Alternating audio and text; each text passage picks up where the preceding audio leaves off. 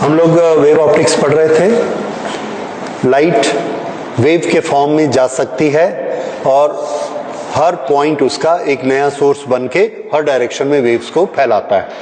ये एक जनरल चीज हमने पढ़ी थी। और वेव्स में एनर्जी किस फॉर्म में आगे बढ़ती है, तो उसके लिए हमने एक चीज पढ़ी, वेव फ्रंट। वेव फ्रंट दीवार जैसे ऐसे आगे बढ़ता जाता है और वो एनर्जी इस तरह से आगे बढ़ती है। अब ये एक थ्योरी सोच ली हाइजन ने, लेकिन क्या इस थ्योरी से हम हर चीज को वैसे ही एक्सप्लेन कर सकते हैं जैसे रे ऑप्टिक्स एक्सप्लेन करती है? नेचर में जो जो फिनोमिना होते हैं लाइट से रिलेटेड, अगर लाइट वेव के फॉर्म में चलती है तो हर फिनोमिना को हम एक्सप्लेन कर पाएंगे, ये जरूरी। तभी हम ये मानेंगे कि लाइट वेव के फॉर्म में चलती है। So the different formulas, the different applications, the different phenomena what we observe in the nature. The very first phenomena is reflection of light, in which angle of incident is equal to angle of reflection. Okay. The other phenomena is refraction.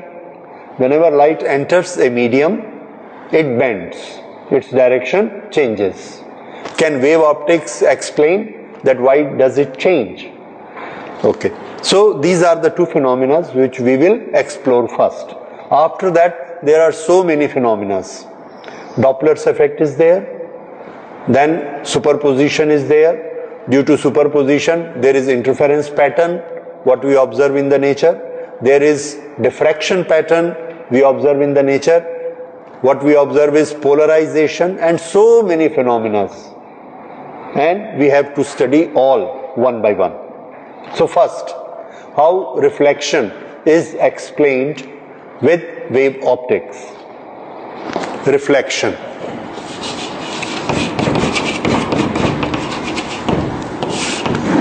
There is a mirror.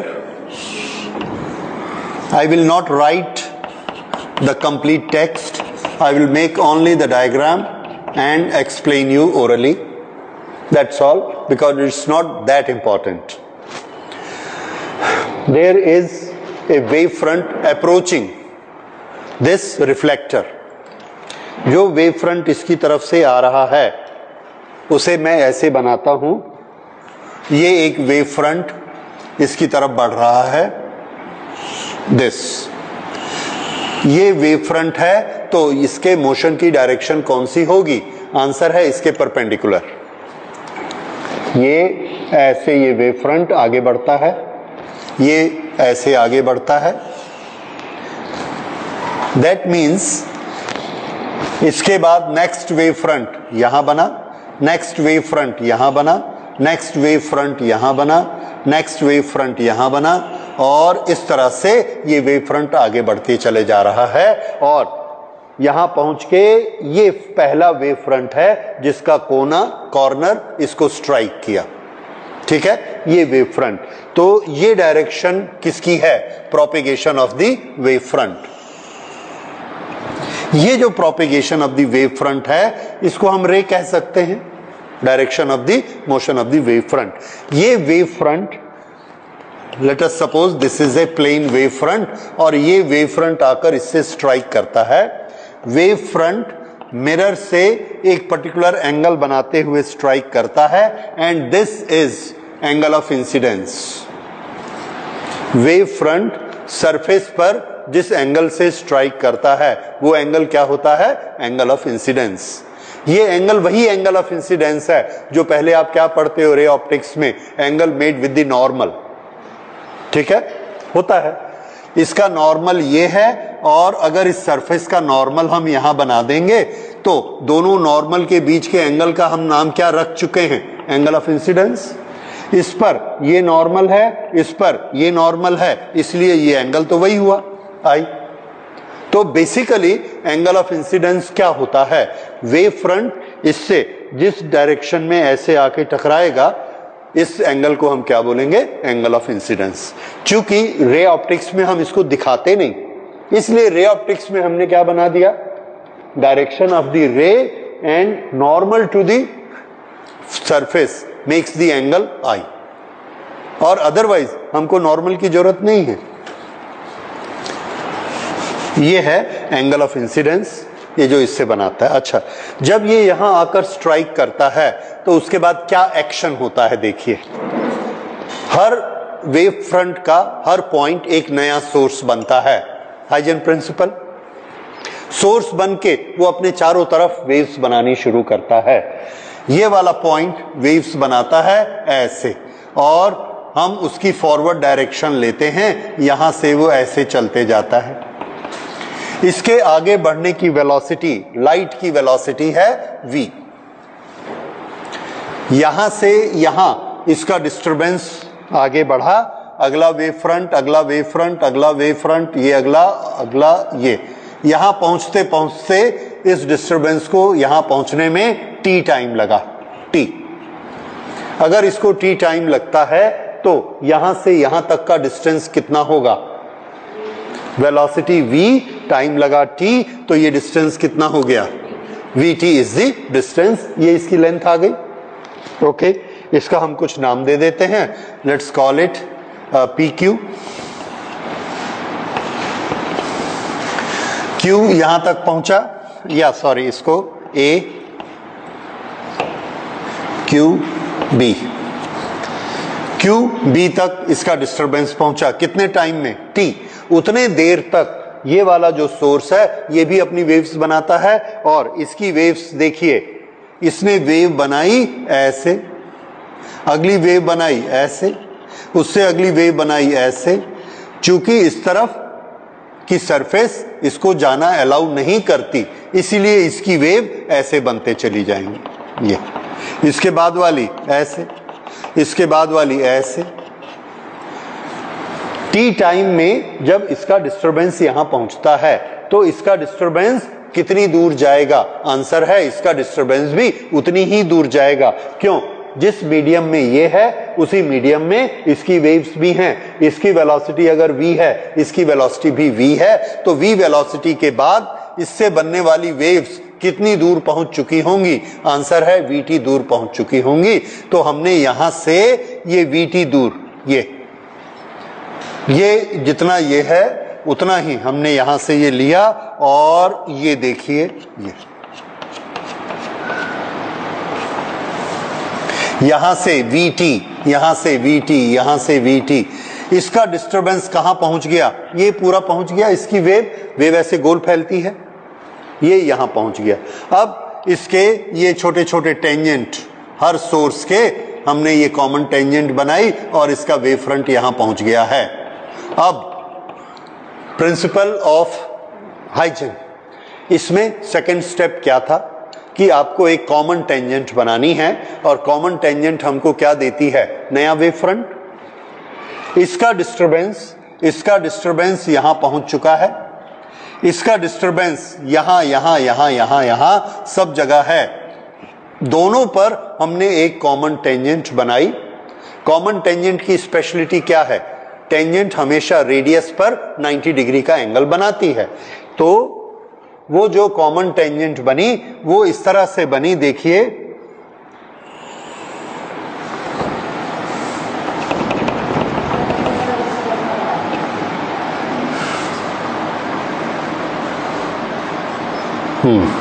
ये disturbance यहां पहुंचा, ये disturbance यहां पहुंचा, और हमने common tangent बनानी है, और टेंजेंट इस पर 90 डिग्री रहेगी।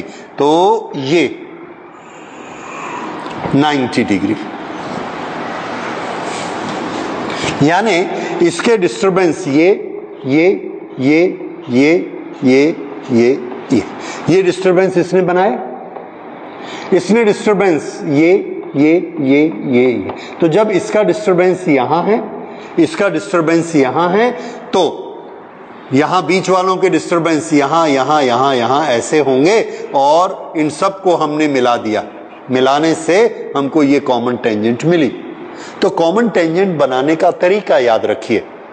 यहां से vt टाइम पर हमको डिस्टरबेंस मिला, यहां पर ऐसे डिस्टरबेंस।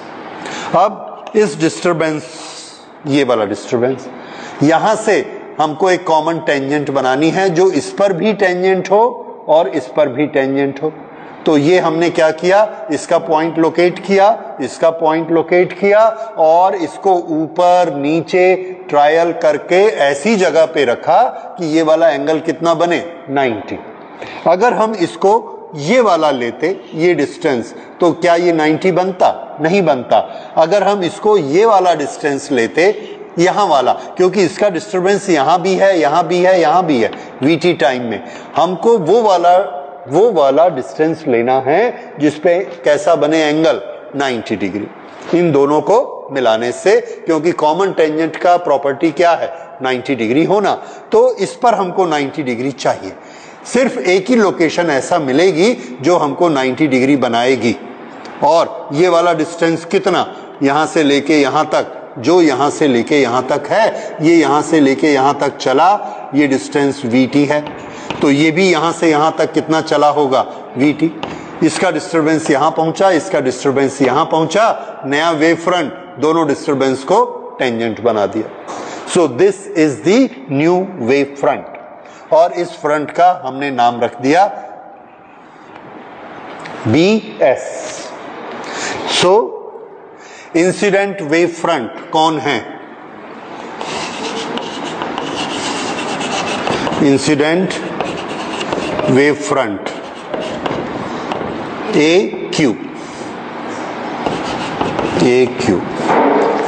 रिफ्लेक्टेड वेव फ्रंट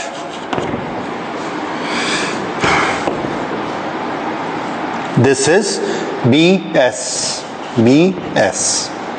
इसका डिस्टरबेंस यहां पहुंच गया, ये वाला यहां और इसका डिस्टरबेंस यहां। देखिए उल्टा भी हो गया, रिफ्लेक्शन में उल्टा होता है, ये इस तरह से उल्टा हो गया, तो ये हमको नया वेव फ्रंट मिल गया इसका।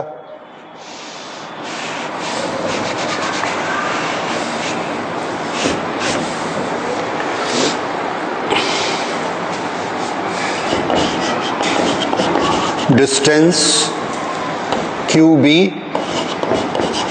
is equal to AS is equal to VT. T is time, V is velocity. ये T is time, V is velocity. अब यहां पर इसको हमने एंगल ऑफ इंसिडेंस और एंगल ऑफ रिफ्लेक्शन देखे। इसको हमने क्या नाम रखा था, एंगल ऑफ इंसिडेंस, किसका, ये वाला एंगल। ये wave front incident wave front है और इस एंगल का नाम क्या है, एंगल ऑफ इंसिडेंस I। ये वाला वेव फ्रंट यहां से उठ के ऐसे जा रहा है, this is reflected wave front. तो ये एंगल कितना बनाएगा, R, एंगल ऑफ रिफ्लेक्शन इसको कहते, जो रिफ्लेक्टेड वेव फ्रंट यहां से उठता है। अब ये एक प्लेन वेव फ्रंट है, ये वेव फ्रंट का अगला वेव फ्रंट कहां बनेगा, तो यहां से इसी डायरेक्शन में, ये इस डायरेक्शन में, ये वाला नेक्स्ट वेव फ्रंट, उसके बाद ये नेक्स्ट वेव फ्रंट, इस तरह से ये वेव फ्रंट आगे बढ़ते जाते हैं ऐसे। और शर्त क्या है, 90 डिग्री, ये 90, ये वेव फ्रंट इस डायरेक्शन में ऐसे आगे बढ़ रहे हैं, तो इस डायरेक्शन से वेव फ्रंट आए और इस डायरेक्शन में चले गए। रेड वाले वेव फ्रंट हैं और ब्लू वाली डायरेक्शन ऑफ प्रोपेगेशन है, जिसको हम रे कहते हैं। ये जो वेव फ्रंट इस पर इंसिडेंट हुआ, उसका एंगल ऑफ इंसिडेंस है, जो यहां से रिफ्लेक्ट हुआ, ये एंगल ऑफ रिफ्लेक्शन है।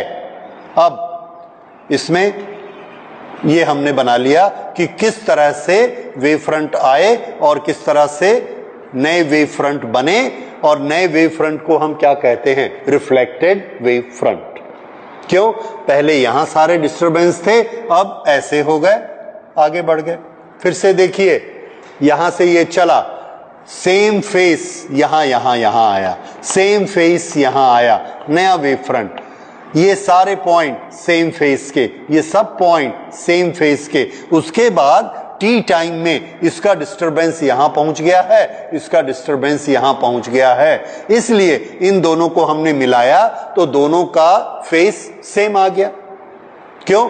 क्योंकि ये VT दूर चला है, ये भी VT दूर चला है, बराबर डिस्टेंस चला, बराबर फेस डिफरेंस आएगा, तो ये फेस दोनों का सेम आ गया। और सेम फेस वालों को हम क्या कहते हैं? Wave front. तो ये नया वेव फ्रंट, उसके बाद का वेव फ्रंट, उसके बाद का वेव फ्रंट, इस तरह से ये वेव फ्रंट आगे बढ़ गए। अब यहां पर ट्रायंगल देखिए कौन कौन से बने। यहां पर हम दो ट्रायंगल लेते हैं, ABQ and this SBA। In triangle ABQ and triangle ASB, इन दोनों ट्रायंगल को हम कंपेयर करते हैं। थोड़ा दोनों को आप कंपेयर करके मुझे बता दीजिए, सिमिलर ट्रायंगल या कौन क्या बोलते हैं उसको? कॉन्ग्रुएंट। ओके, क्या कॉमन है? AB।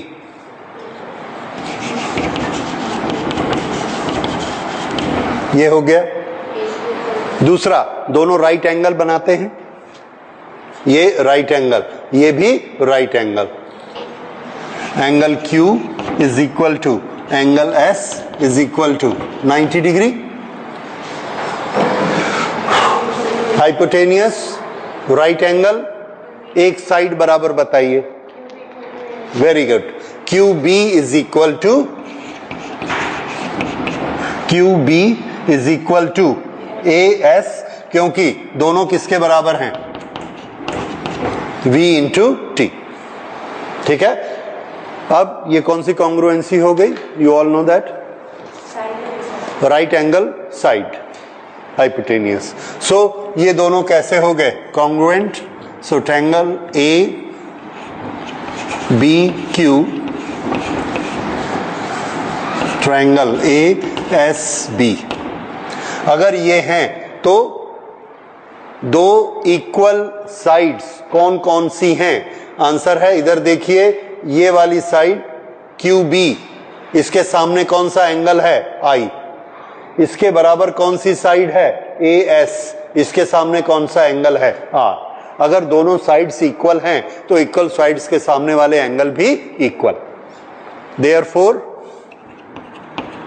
angle I is equal to angle R. That is angle of incidence. Incidence is equal to angle of reflection. Yeah. This proves reflection laws. ठीक है, रिफ्लेक्शन प्रिंसिपल ये हमने कौन से मेथड से explain किए? वेव ऑप्टिक्स के method से। ओके, अगली चीज हम ऐसे ही प्रूव करेंगे वेव ऑप्टिक्स के मेथड से रिफ्रैक्शन कैसे होते हैं।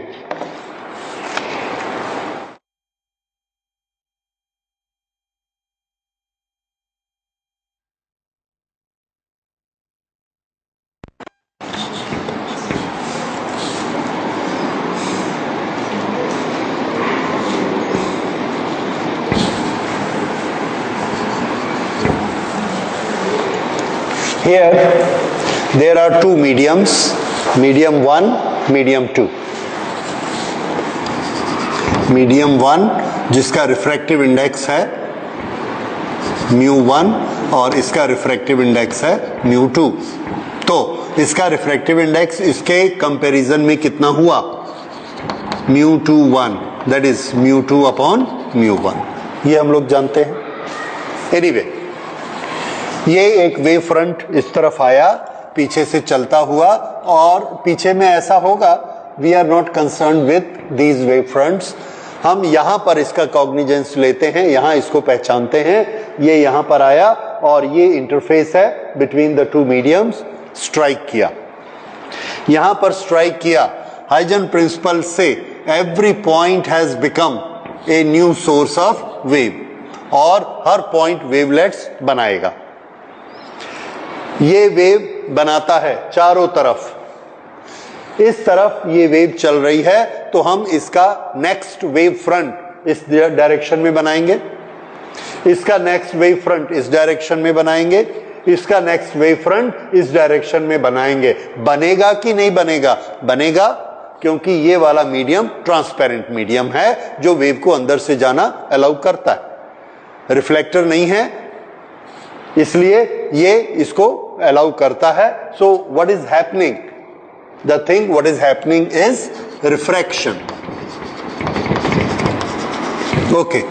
अब ये जब इसके अंदर जाता है तो देखिए इसने यहां पर वेव्स बनानी शुरू की ऐसे, ये इसकी वेव्स ऐसे बनते जा रही हैं और इसकी वेलोसिटी है v in the medium 1 v1। यहां से यहां इसको पहुंचने में टाइम लगा t, तो यहां से यहां तक का डिस्टेंस कितना हो गया? v1 multiplied by t। t time में इसका डिस्टरबेंस यहां पहुंच गया, तो t टाइम में वेव फ्रंट कहां है?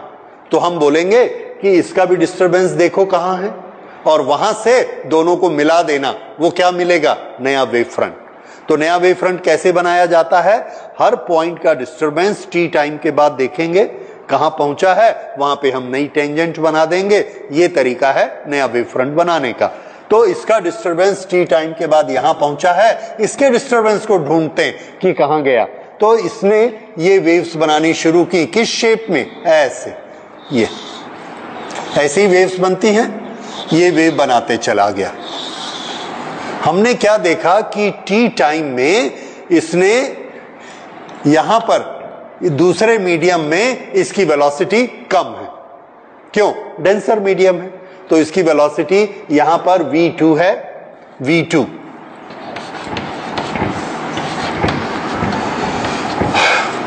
तो v2 से ये चला t टाइम तक चला और t टाइम तक चलने से ये वाला वेव फ्रंट बना। ये वेव फ्रंट कितनी दूर होगा यहां से?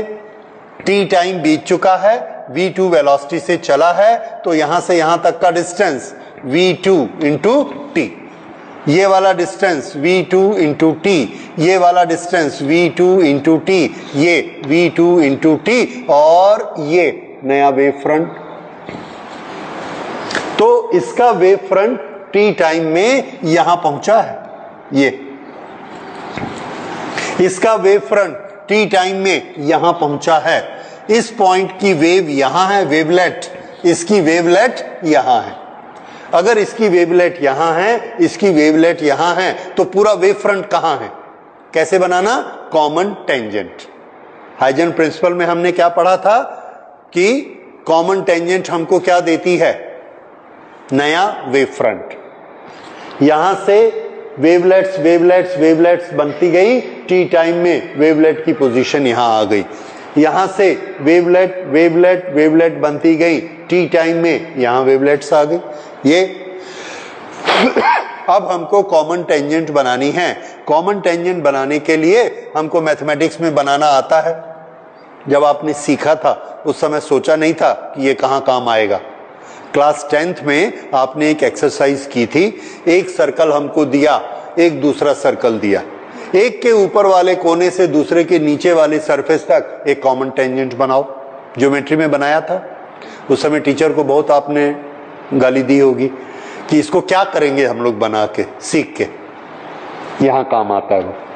तो इस तरह से वो सारी एक्सरसाइज आपको काम में आती है। ये इसका वेवलेट है, ये इसकी वेवलेट है और इसकी कॉमन टेंजेंट हमने बनाई। कॉमन टेंजेंट दोनों जगह कैसी रहेगी? 90 डिग्री। तो यहां से हमने देखा इसके साथ 90 आएगा क्या? नहीं आएगा। इसके साथ 90 थोड़ा कम पड़ेगा, इसके साथ 90 ये एंगल कम पड़ गया।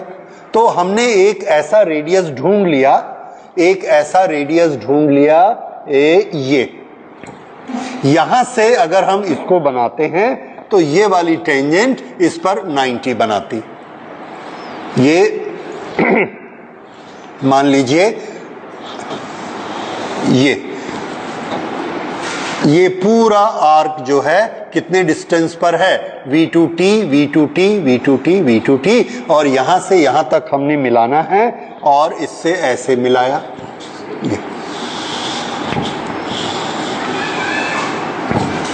और देखिए ये एंगल कितना, 90 डिग्री। ये कंपलसरी कंडीशन है कि वेव फ्रंट एक ऐसे रेडियस को लेकर बनानी है जिससे ये कितना रहे, 90 डिग्री।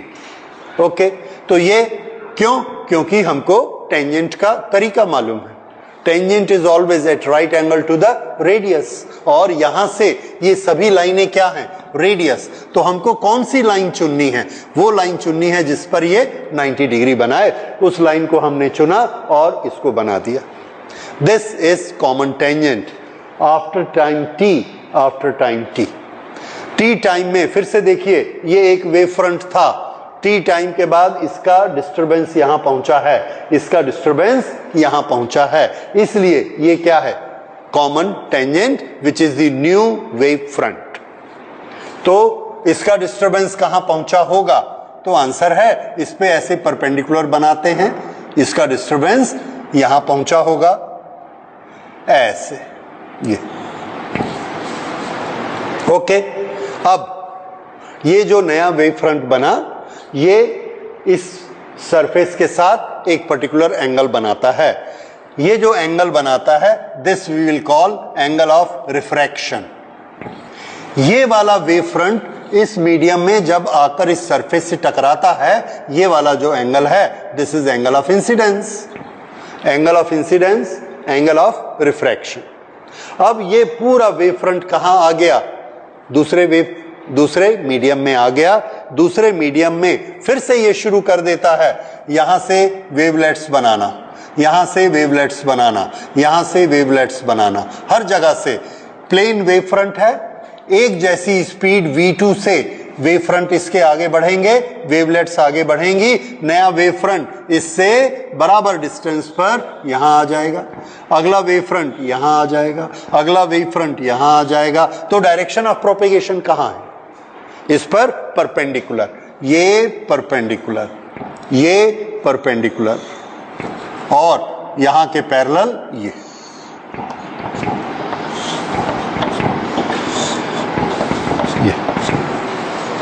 इस तरह से ये वेव फ्रंट आगे बढ़ने शुरू हो गए। तो मीडियम नंबर 1 के वेव फ्रंट्स देखिए, मीडियम नंबर 2 के वेव फ्रंट्स देखिए। ये वेव फ्रंट इस डायरेक्शन में आ रहे हैं ऐसे, और ये वेव फ्रंट इस डायरेक्शन में जा रहे हैं।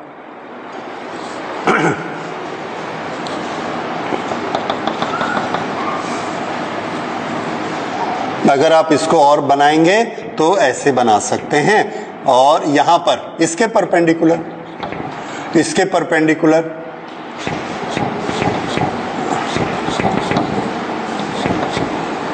ये ऐसे।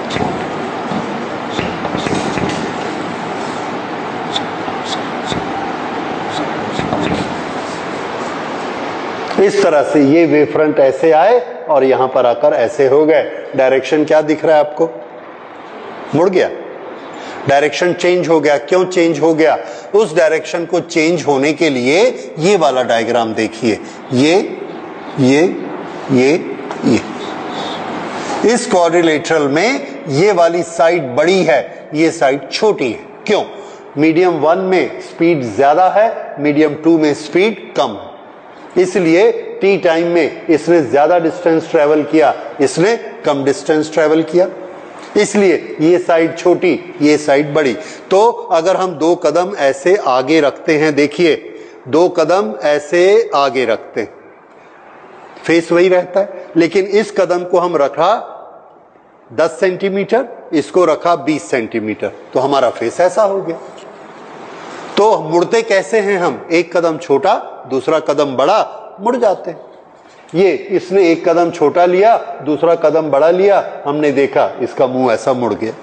ये इसकी डायरेक्शन है। सो this is how the light refract in a different medium. तो दूसरे मीडियम में जब भी जाती है, इधर वाली वेव्स की स्पीड पहले कम हो जाती है और ये फास्ट स्पीड से चलती रहती हैं, इसलिए वेव फ्रंट मुड़ जाता है। This is the reason why it bends, और ये आ गया I और ये आ गया R। अब इस I और R का रिलेशन देखते हैं।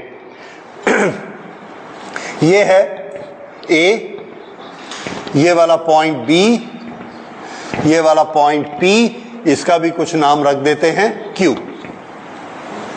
A B P A Q B।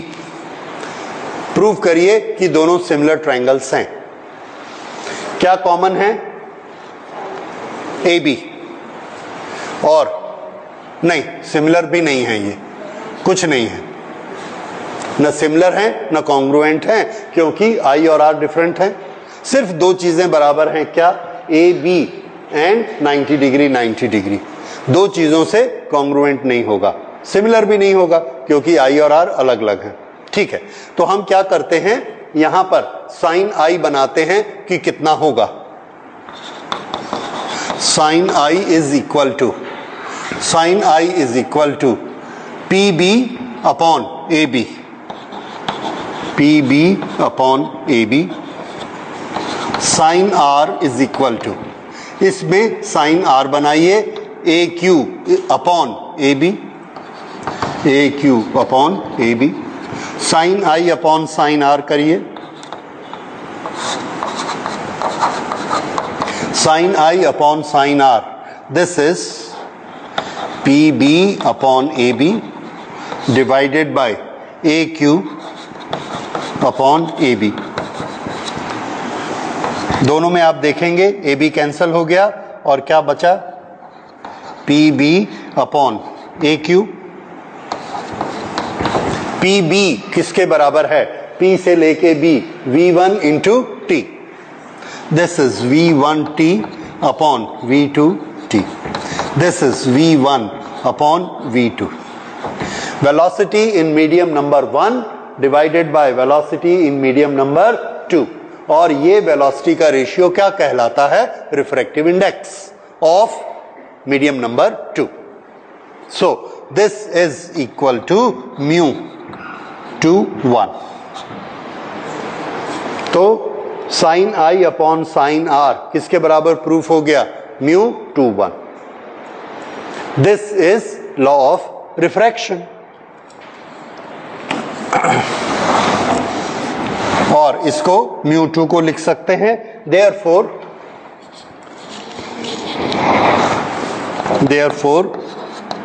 Sign I upon sine R is equal to mu 2 upon mu 1।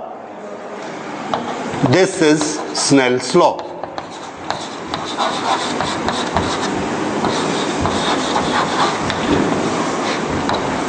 This is Snell's law. ये स्नेल्स लॉ हमने किसके बेसिस पे प्रूव किया? वेव ऑप्टिक्स के, कि वेव फ्रंट आगे बढ़ते हैं। और इससे हमको बड़े अच्छे से समझ में भी आ गया कि जब वेव फ्रंट आगे बढ़ते हैं तो वो मुड़ क्यों जाते हैं। दोनों रीजन समझ में आ गए, एक तो मुड़ जाते हैं उसका रीजन समझ में आ गया, दूसरा sine I upon sine R is equal to V1 upon V2, that is equal to refractive index. अब ये दोनों velocity in this medium and velocity in this medium, that is a constant. अगर ये दोनों कांस्टेंट हैं तो mu भी कैसा होगा? Constant. So this is constant. और sine I upon sine R is equal to constant, यही क्या है? Snell's law. ठीक है, तो इस